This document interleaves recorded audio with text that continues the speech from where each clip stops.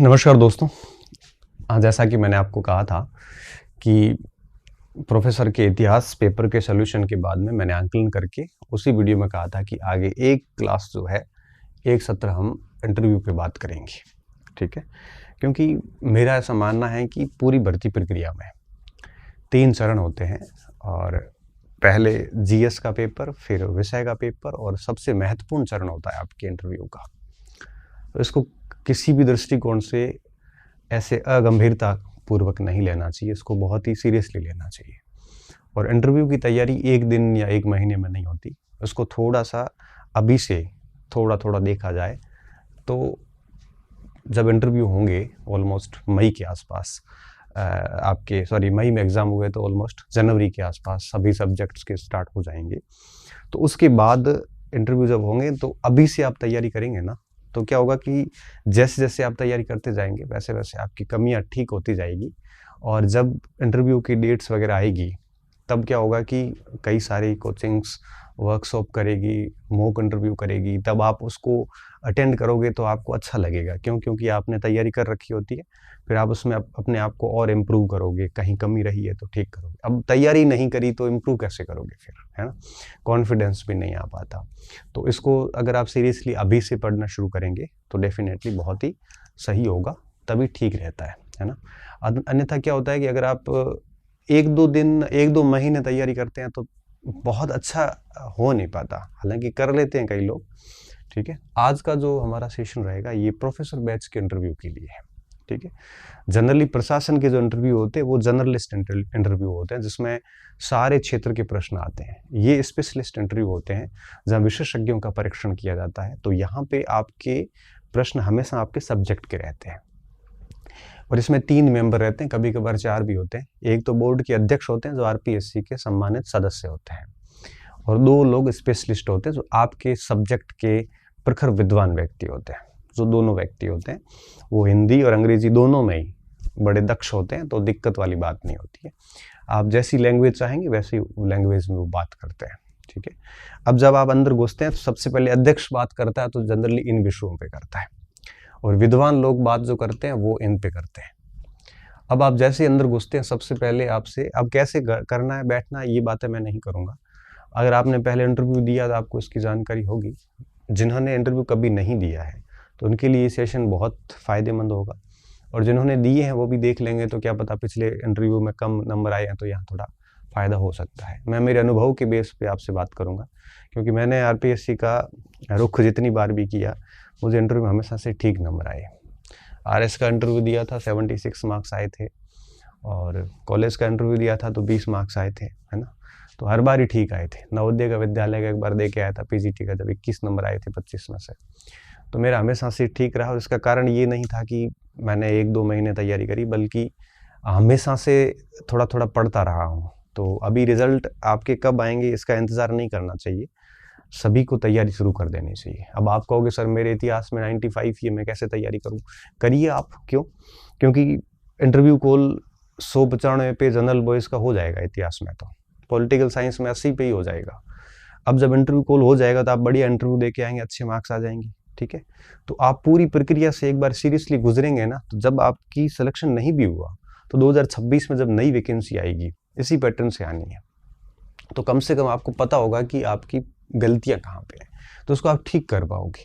अभी आप serious interview नहीं देंगे कि भाई मेरे मार्क्स कम है, मैं सीरियसली नहीं दोगे ना, तो जब आप नेक्स्ट इंटरव्यू देंगे ना तब आपको पता नहीं होगा कि पिछली कमियां क्या थी, क्योंकि आपने पिछली बार तैयारी नहीं की थी। तो इस बार ठीक से तैयारी करके जाएंगे ना तो केवल सिलेक्शन के लिए आप प्रयास मत कीजिए, बल्कि ये भी देखिए कि इसकी सहायता से आप अपने आप को और इम्प्रूव कर सकते हैं, ठीक है? तो इस पूरी प्रक्रिया के हर चरण का सीरियसली हिस्सा बनिए आप। तो तैयारी कीजिए, इसमें बहुत ज़्यादा समय भी नहीं लगता। अब जिनके आरएस मेंस के एग्ज़ाम है वो फिर ठीक है, भले जुलाई में मेंस देने के बाद तैयारी शुरू करें, बाकी सभी को तैयारी शुरू कर देनी चाहिए, ऐसा मेरा मानना है, ठीक है? अब क्या-क्या बिंदु ध्यान देने, तो मैं जैसा कह रहा था कि बोर्ड के अध्यक्ष आपसे इन विषयों पे बात करते हैं जनरली। जैसे आपका बायोडाटा बढ़िया तैयार कर लो। बायोडाटा में क्या करना है, आपकी स्कूलिंग, आपकी कॉलेजेस, आप जहाँ-जहाँ पढ़े हैं आपके परसेंटेज आपको पता होने चाहिए। कहीं परसेंटेज कम बने हैं तो उसका कारण पता होना चाहिए, कहीं परसेंटेज अधिक बने हैं तो आपको उसका भी कारण होना चाहिए। आपने स्ट्रीम चेंज की है, साइंस से आर्ट्स में आए तो उसका भी कारण होना चाहिए, है ना। ये सब चीज़ें आपको अच्छे से तैयार करनी है। आप जिस संस्था में पढ़े उस संस्था का नाम किसी महापुरुष से है तो उस महापुरुष का बायोडाटा तैयार होना चाहिए।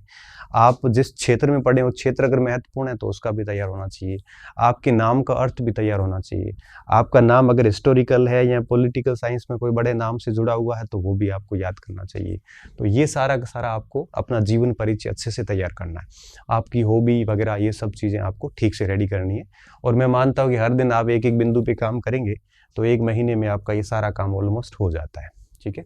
उसके बाद आप अपने एरिया पे बात करिए। जैसे आप बाड़मेर के हैं तो बाड़मेर की क्या समस्याएं हैं, बाड़मेर के संबंध में क्या खूबियां हैं। बाड़मेर, आप पॉलिटिकल साइंस के हैं तो पूछ सकते हैं कि बाड़मेर के कोई व्यक्ति जो राजनीति में प्रसिद्ध रहे हो, बाड़मेर के जो राजनीतिक जो आपके सांसद है या विधायक है उनके नाम, लोकसभा की सीट कितनी है, राज्यसभा से कोई है तो उसका नाम, विधानसभा से कोई है तो उसका नाम। अगर आप इतिहास के हैं तो बाड़मेर की थोड़ी बहुत history, historical places, archaeological places, है ना। अगर आप हिंदी साहित्य के हैं तो बाड़मेर का कोई कवि रहा है या फिर बाड़मेर का कोई आसपास आपके कोई ऐसे साहित्यकार रहे हैं या कोई भाषा से संबंधित कोई व्यक्ति रहा है या कोई पुरस्कार प्राप्त हुआ है, तो मतलब आपकी विषय को आपके क्षेत्र से जोड़ना है। ज्योग्राफी अगर आप है तो ज्योग्राफी में बाड़मेर में मृदाएं कौन सी है, बाड़मेर की मृदाओं की समस्या क्या है, बाड़मेर में भूजल की स्थिति क्या है, सरस्वती नदी क्षेत्र का क्या मामला है।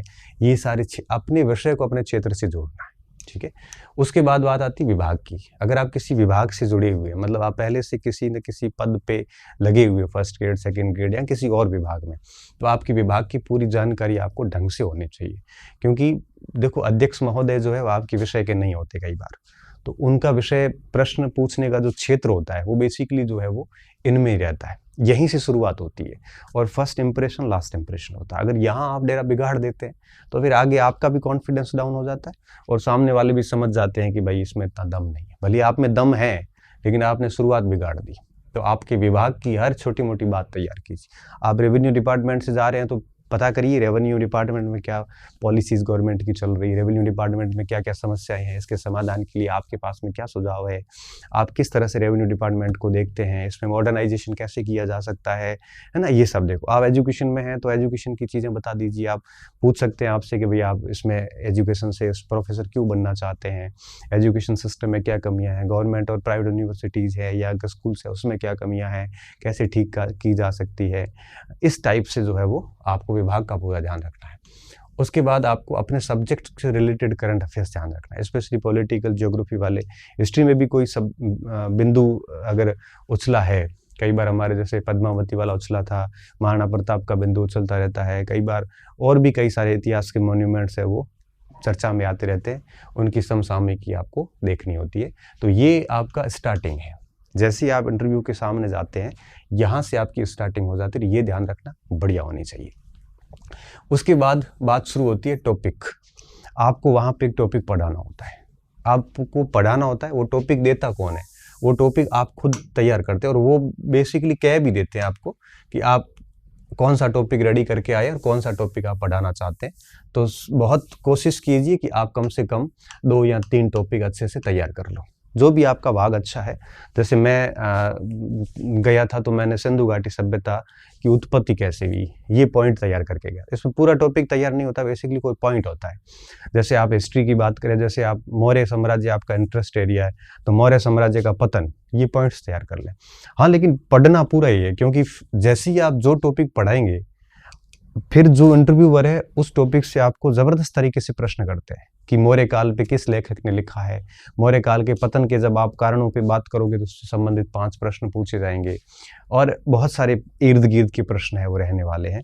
तो जो भी टॉपिक आप रेडी करें, कम से कम उस टॉपिक की 360 डिग्री सारे प्रश्नों को ठीक तरीके से तैयार करें, क्योंकि वहां से आपसे कम से कम 5-7 प्रश्न पूछे जाने वाले होते हैं। ठीक है।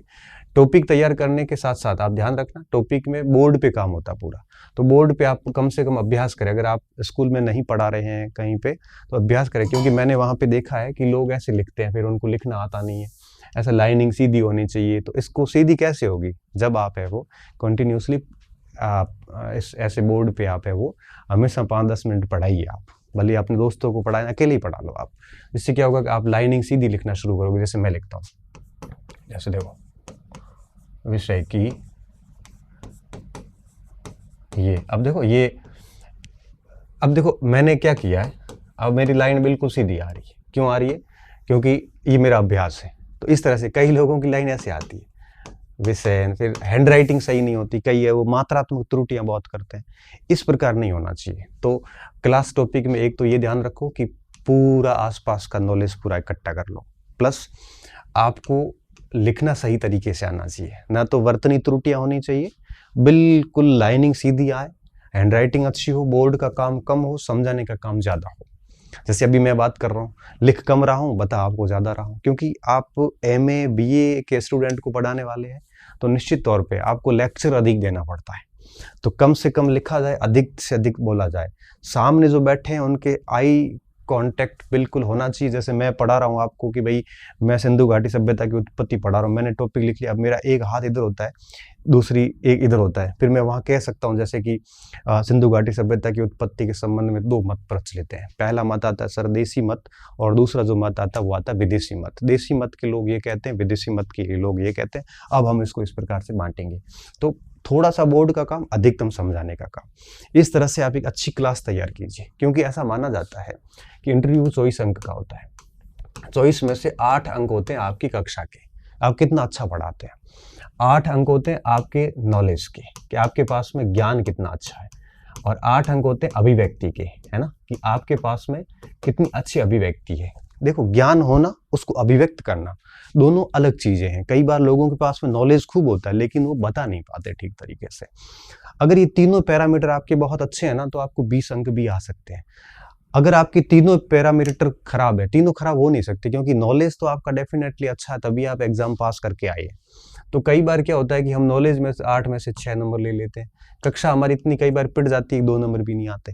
कक्षा पिट जाती है तो खड़े खड़े अपना कॉन्फिडेंस डाउन हो जाता है, और यहाँ पर फिर अभिव्यक्ति ठीक तरीके से नहीं होती, तो 3 और 2 5 और 6 10 11 नंबर पे आके गाड़ी थक जाती है। तो कोशिश कीजिए कि क्लास को बहुत अच्छा करें। क्लास को अच्छा करोगे, ज्ञान तो आपका अच्छा ही है, और फिर अभिव्यक्ति का प्रयास करते रहें, तो फिर क्या होगा कि बढ़िया तरीके से चीज़ें चलेगी। तो एक अच्छे से टॉपिक तैयार कर लो आप, और कोशिश करना कि 2 से 3 टॉपिक तैयार करें, ताकि कई बार वो ये भी कह देते हैं कि नहीं टॉपिक चेंज किया जाए, तो आप आराम से चेंज कर सकते हो, है ना। तो 2 से 3 टॉपिक बढ़िया तैयार कर लो, उसकी इर्द गिर्द की सारी जानकारी लिख लो, बढ़िया से रजिस्टर बना लो, उसका एक रजिस्टर बना लीजिए इंटरव्यू का। और जैसे मैंने 8 बिंदु लिखे, इन 8 बिंदुओं को आप रेडी कर लीजिए, ठीक है। 8 में से 2-3 बिंदु रेडी करने होते हैं, तो इस तरह से एक टॉपिक को रेडी कर लो आप, ठीक है। उसके बाद में आता है विषय का विषयनिष्ठ अध्ययन। एक होता है वस्तुनिष्ठ अध्ययन, जिसमें हम क्या करते हैं, फैक्ट याद करते हैं।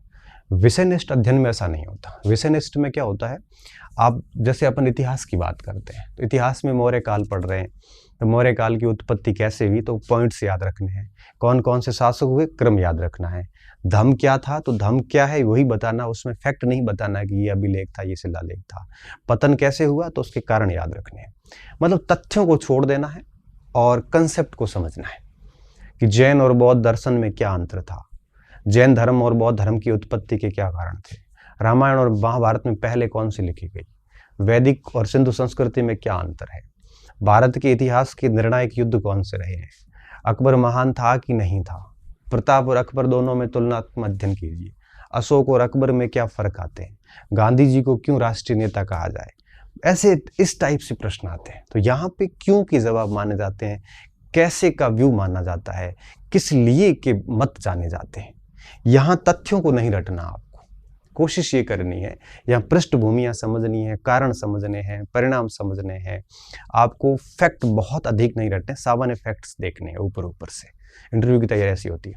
और पूरा जो आपका प्रोफेसर का सिलेबस था उसी को ढंग से पढ़ते जाइए आप, और कंटिन्यू पढ़ते जाइए, तो डेफिनेटली इससे आपका आगे जो भी विषय का पेपर होगा उसमें भी फायदा होगा, और साथ साथ में आपका विषय पे पकड़ बढ़ती जाएगी। जितना ज़्यादा रिवीजन होगा, समझ बढ़ती जाएगी, और समझ बढ़ेगी तो आप हर प्रश्न का आंसर बड़े आराम से दे सकते हैं, ठीक है।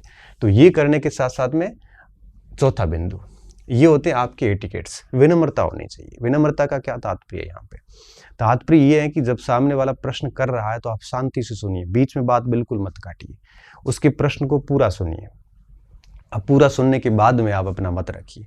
मत रखते समय भी अगर आपको ठीक से नहीं आ रहा तो कह दीजिए सर इसके बारे में पूरी जानकारी नहीं है, अगर आपकी आज्ञा हो, अनुमति हो तो मैं मेरा विचार रख सकता हूँ। नहीं सुनाई दिया तो कह दीजिए क्षमा चाहता हूँ सर, मुझे ठीक से समझ में नहीं आया या ठीक से मुझे सुनाई नहीं दिया। बड़े विनम्र भाव से कहिए, है ना। अगर उत्तर नहीं आ रहा है तो क्षमा चाहूँगा सर, मेरे ये पड़ा हुआ नहीं।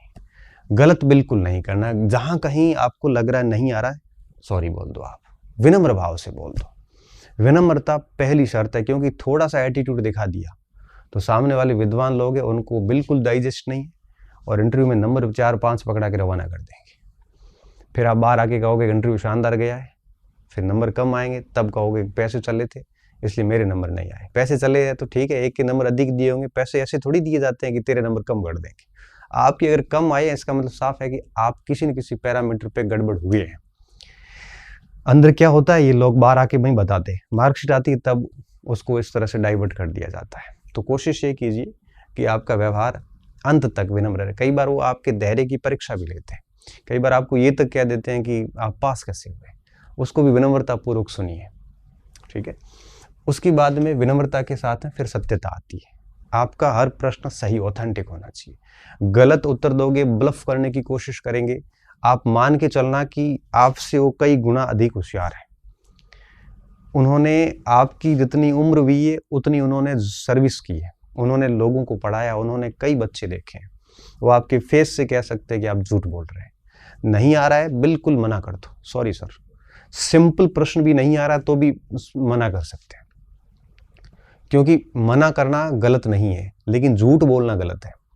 आपने एक भी झूठ बोल दिया और उनके दिमाग में आ गया तो आपको टोकेंगे नहीं, लेकिन उनको पता चल जाएगा कि झूठा व्यक्ति, ऐसे व्यक्ति को प्रोफेसर बनाना नहीं है, क्योंकि गलत ज्ञान संप्रेषित कर देगा बच्चों तक। तो बहुत कोशिश करनी है कि बिल्कुल इंटीग्रिटी रखें, सत्यता रखें। आ रहा है तो कहिए, नहीं आ रहा तो सॉरी सर, बिल्कुल मना कर दीजिए। हाँ, सिचुएशनल प्रश्न है तो उसमें झूठ वाली कोई बात होती नहीं है। फैक्ट नहीं आ रहा तो कोई बात नहीं। मुझे याद है आरएएस का इंटरव्यू मैं देने गया था तो मुझे पूछा प्लासी युद्ध में सेनापति कौन था, ब्रिटिश सेनापति। ये इतिहास के बच्चे के लिए 6ठी क्लास जैसा प्रश्न, लेकिन मैं भूल गया। मैंने कहा सर मुझे अभी याद नहीं आ रहा है, मुझे याद है मैंने पढ़ा है लेकिन अभी मुझे याद नहीं आ रहा है। तो उन्होंने कहा मैं आपको हिंट देता हूँ। उन्होंने 2 हिंट दिए तो मेरे को पकड़ में आ गया, है ना।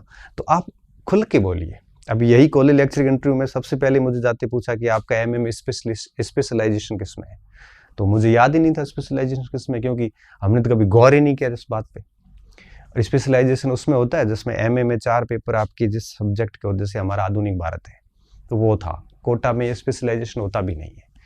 तो मुझे नहीं पता तो मैंने कह दिया सर मैंने कभी ऐसे गौर से देखा नहीं, शायद हमारी यूनिवर्सिटी में ऐसा स्पेशलाइजेशन जैसा कुछ था ही नहीं। तो कह दिया स्पष्ट तौर पे, तो उसको ठीक लगा कि भाई हाँ एक सत्यता के साथ अपनी बात रख रहा है, फिर वो आपके ऊपर भरोसा कर लेते हैं। किसी भी जगह झूठ नहीं बोलना है, क्योंकि मैंने देखा, मैंने पिछले बैच में भी मॉक इंटरव्यू लिए थे, आरएस के भी कई बार मॉक इंटरव्यू लेता हूँ। मैं देखता हूँ कि बच्चे हैं वो दबा के झूठ बोलते हैं। नहीं आ रहा है फिर भी बोल रहे हैं, नहीं आ रहा है फिर भी बोल रहे हैं। फिर कहता हूँ भाई झूठ बोलते फिर हमें नंबर देने की इच्छा भी नहीं होती, ठीक है। नहीं आ रहा तो मना कर दीजिए। और मुझे लगता है कि आपने विषय का इतना अच्छा विषयनिष्ठ अध्ययन किया है तो नहीं आने जैसी स्थिति आएगी नहीं। कंफ्यूज हो रहा है तो बोल दो सर मैं कंफ्यूज हो रहा हूँ, अगर आपकी अनुमति हो तो मैं बता सकता हूँ। एग्जैक्ट आ रहा तो बता दो फिर, ठीक है। फिर बात आती है संक्षिप्तता। आपके उत्तर में बहुत ब्रीफ होना चाहिए, कंसाइज एकदम, बिल्कुल एक्स्ट्रा नहीं बोलना है। ये पूछा जाए ना कि आपके भाई कितने हो, 2 ही है, नाम नहीं बोलना है, क्योंकि उसने भाई की संख्या बोली है। वो पूछे कि सिंपल सा प्रश्न कि सिंधु घाटी सभ्यता के पतन का कारण क्या था, बाढ़, और कुछ बोलो ही मत। वो कह रहे और फिर आप एक एक बता दो। फिर पूछा कि बाढ़ का कारण किसने बताया, तब कह दो मार्शल ने बताया। फिर बोला कि मार्शल कौन था, तब कह दो एएसआई का डायरेक्टर था। एएसआई क्या है, तब कनिंघम ने बनाई थी। कनिंघम कौन थे, तो वो थे आर्कियोलॉजिस्ट थे, पहले लिपिक के पद पे आए थे, मतलब न्यूमिस्मेटिशियन रहे हैं। सारी चीज बता दो। अब वो जितना पूछे उतना ही जवाब देना है। जितना एक्स्ट्रा शब्द यूज करेंगे सामने वाले को बिल्कुल आप पसंद नहीं है, क्योंकि एक्स्ट्रा शब्द कोई सुनना नहीं चाहता। एक तो ये बात, दूसरी बात कि जितना एक्स्ट्रा बोलेंगे आप उतना ही आप नए शब्द उनको आप दे रहे हैं। क्योंकि ध्यान रखना इंटरव्यू में हर अगला प्रश्न आपके पिछले उत्तर पे डिपेंड करता है। आपने पीछे के प्रश्न का जो उत्तर दिया उस उत्तर के दौरान जो शब्द यूज किए उन्हीं शब्द से अगला प्रश्न बनना होता है। इसलिए कम से कम बोलें, जितना पूछा जाता है ना उससे एक भी अधिक शब्द ना बोले, जितना पूछा जाता है उससे अधिक शब्द ना बोले, ठीक है। अगर पूछे कि महाराणा प्रताप और अकबर में महान कौन था, तो बोल दो सर मेरे दृष्टिकोण में दोनों ही महान थे, अगर मुझे तुलना करनी हो तो मैं इसको महान कहूंगा, इसके पीछे 3 कारण है, और तीनों कारण पॉइंट टू पॉइंट बोल दो, बात खत्म। अगर आपसे पूछे कि भारत के इतिहास को बदलने का काम किस युद्ध ने किया, आपका इसका कोई एग्जैक्ट आंसर नहीं होता, लेकिन आपने ये सोचा है कि तराइन द्वितीय ने किया होगा, तो कह दो सर मेरे दृष्टिकोण में तराइन के द्वितीय युद्ध के बाद भारतीय इतिहास को एक नई दिशा और दशा मिली। तो पूछेंगे कैसे, कैसे तक नहीं पूछते तब तक आपको सिर्फ तराइन द्वितीय बताना, आपको ये नहीं बताना तराइन द्वितीय है क्योंकि इसलिए है। वो कह भाई मैंने पूछा क्यों, तो कह नहीं, तो क्यों बता रहे हो, तराइन बता दिया, तब आगे वो पूछते हैं ना कि क्यों है, तब आप कहिए कि इसके बाद है वो हिंदू शासन पद्धतियां समाप्त हुई, मुस्लिम शासन पद्धतियां स्थापित हुई और मध्यकाल का आरंभ माना जाता है वगैरह वगैरह, जो भी आपने सोच रखे। तो जितना पूछते हैं उतना ही उत्तर देना है, एक्स्ट्रा नहीं जाना। इसके अभ्यास आप अभी से करिए। आप फ्री बैठते हैं तब सोचिए कि इस टॉपिक से क्या प्रश्न आ सकता है और मन से उत्तर देने की कोशिश कीजिए, तो डेफिनेटली आप इंटरव्यू में ठीक हो जाएंगे। विषय के वरिष्ठ लेखकों की जानकारी भी आपको होनी चाहिए। कई बार जाते ही पूछ लेते हैं कि आपने आधुनिक भारत के लिए क्या पढ़ा, आपने मध्यकाल के लिए क्या पढ़ा, आपने प्राचीन काल के लिए क्या पढ़ा। आजकल नोट्स का दौर है, तो क्या होता है कि जनरली बच्चे नोट्स पढ़ के जाते हैं, नोट्स में सिलेक्शन हो जाता है। फिर क्या होता है कि वो पूछते हैं कि कौन सी किताब देखी, तो कम से कम 2-2, 4-4 किताबों का दिमाग में रखो। जैसे आधुनिक भारत विपिन चंद्रा का नाम ले लो, शेखर बंदोपाध्याय का ले लो, हरिश्चंद्र वर्मा का, सतीश चंद्रा का मध्य में ले लो, प्राचीन के झांसी मालिकेशी श्रीवास्तव का नाम है, विश्व में जैन माथुर साहब का नाम है, राजस्थान में शर्मा पावा गोपीनाथ शर्मा का नाम है। इस तरह से अपने हर भाग की 1-1, 2-2 पुस्तकें दिमाग में रखो आप, है ना, तो ठीक रहेगा। तो इससे क्या होगा कि उनको लगेगा कि हाँ किताबें पढ़ी है इसने। इसके साथ साथ में जर्नल या शोध संस्थाएं, जैसे इतिहास की कई पत्रिकाएं प्रकाशित होती है, उनके 2, 4, 5 नाम याद रखो, कौन प्रकाशित करता है ये भी याद रखो। शोध संस्थाएं आपके संबंध में कोई है, जैसे इतिहास में Indian historical research council ISCHR है, पॉलिटिकल की भी एक संस्था है, हिंदी की कई सारी संस्थाएं काम करती है, उनके सारे नाम याद रखो। आपसे पूछ सकते हैं कि आप प्रोफेसर क्यों बनना चाहते हैं, तो कई लोग कहते हैं कि मेरे बचपन का ड्रीम था।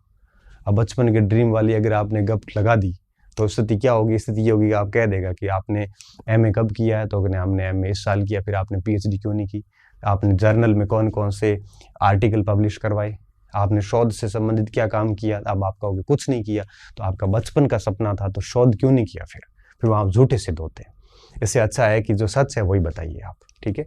तो कुछ जर्नल के नाम याद रख लो, मीरा या आनंद वगैरह कई सारी पत्रिकाएं आती है, उनकी लिस्ट बना के तैयार कर लो, और शोध संस्थाओं की लिस्ट रेडी रखो, लेखकों की लिस्ट रेडी रखो, है ना। इसको तो देखो व्यवहार में लाया जाएगा, विनम्रता, सत्यता को। और टॉपिक का काम आप हर दिन थोड़ा थोड़ा देख सकते हैं, और विषय को तो आप कंटिन्यू पढ़ते रहिए, और साथ में ये काम आप 2-4 दिन में ही कर सकते हैं। उसके बाद में आपका पोस्ट ग्रेजुएशन किया हुआ होगा, सीधी सी बात है, तो पूरा का पूरा MA का कोर्स वगैरह कौन कौन से पार्ट है ये सब याद रखने हैं MA में। इसके साथ साथ अगर आपने PhD की है तो PhD का कोई एक्स्ट्रा बेनिफिट्स नहीं है, लेकिन जिस टॉपिक पे करिए निश्चित तौर पे वो उस टॉपिक पे आएंगे। तो थोड़ी PhD की अपनी जो सिनॉप्सिस थी उसको वापस पढ़ लेना कि उसमें आपने क्या काम किया, कैसे किया, और भी पुराने लोगों ने जो काम किया वो भी ध्यान रखना है, कौन सी बिब्लियोग्राफी आपने यूज़ की उसका भी ध्यान रखना है। PhD पर विशेष तौर पे ध्यान रखना अगर आपने की है, PhD हो चाहे MPhil हो, ठीक है। अब फिर लास्ट में बात आती है राजस्थान का सामान्य ज्ञान, स्पेशली हिस्ट्री वालों के लिए राजस्थान की हिस्ट्री, और ज्योग्राफी के लिए राजस्थान का ज्योग्राफी पोर्शन। ऐसा नहीं है कि भूगोल वाले भी राजस्थान का इतिहास याद करें, ज़रूरत नहीं है। पॉलिटिकल साइंस वालों के लिए राजस्थान का पॉलिटिकल सेगमेंट, हिंदी वालों के लिए राजस्थानी का हिंदी साहित्य, राजस्थानी साहित्य, हिस्ट्री के लिए राजस्थान का हिस्ट्री। तो राजस्थान का सामान्य ज्ञान का मतलब है कि आपके पर्टिकुलर सब्जेक्ट से, बोटनी वगैरह का है तो राजस्थान में साइंस और टेक का क्या काम चल रहा है ना, इस प्रकार से आपको इसका ध्यान रखना है। तो मुझे लगता है कि ये जो बिंदु है इसको आप बड़े आराम से तैयार कर सकते हैं, ठीक है। बायोडेटा, अब एक एक बिंदु पे काम कीजिए।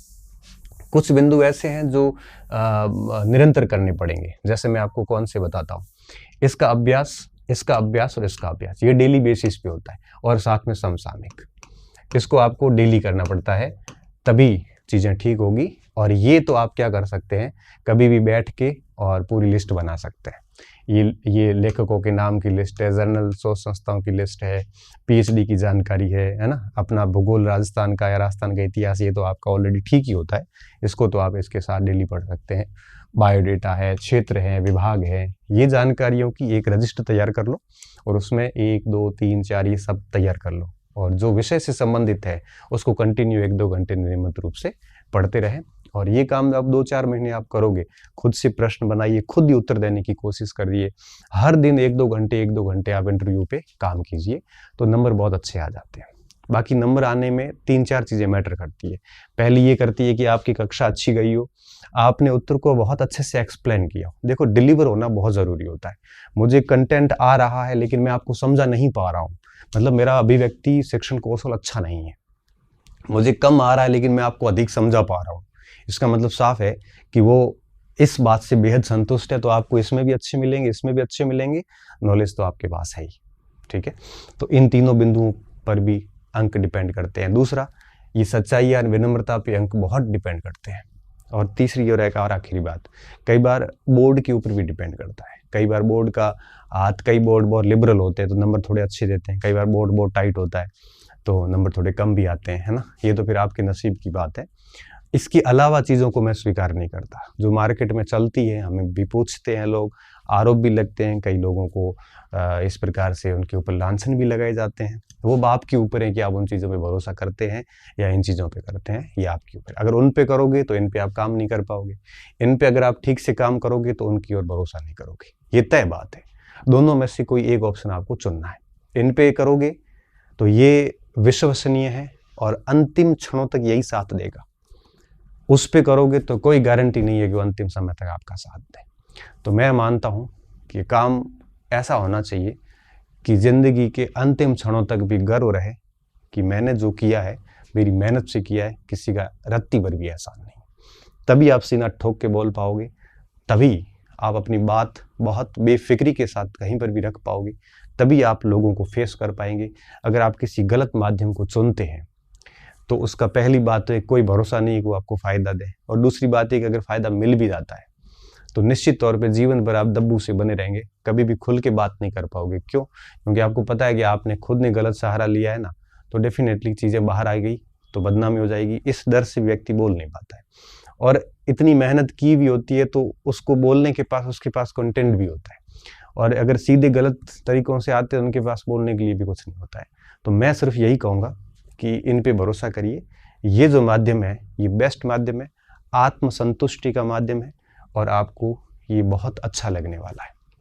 अभी फर्स्ट ग्रेड के एसआई के ना आपने घटनाएं देखी, नींद हराम होती है। इससे अच्छा है ईमानदारी से काम करो, सिलेक्शन हुआ तो कम से कम गर्व से जिएंगे, नहीं हुआ तो और मेहनत करेंगे, भूख मरने वाले नहीं है, ठीक है। ये सोच के इन चीज़ों पे काम करिए। और भी अभी आपका कोई जेन्युइन प्रश्न हो तो इंटरव्यू पे अपन आगे और सत्र लेते रहेंगे। इंटरव्यू की डेट के बाद में वर्कशॉप भी करेंगे, मॉक इंटरव्यू भी करेंगे, सारा करेंगे। लेकिन आप अभी से ये काम करेंगे तो हमें वो सब चीज़ें करेंगे तब आसानी से आपको समझा पाएंगे, क्योंकि इतना हो रखा होगा ना तो फिर हमें बहुत कम ही आपको सजेशन देने पड़ेंगे, क्योंकि आप तैयार हो चुके होंगे। आपको ढेर सारी शुभकामनाएं, मेहनत कीजिए बहुत सारी, और उम्मीद करता हूँ सारी चीज़ें अच्छी होगी। बहुत बहुत धन्यवाद विद्यार्थियों, अच्छे रहिए, मस्त रहिए और बढ़ते रहिए।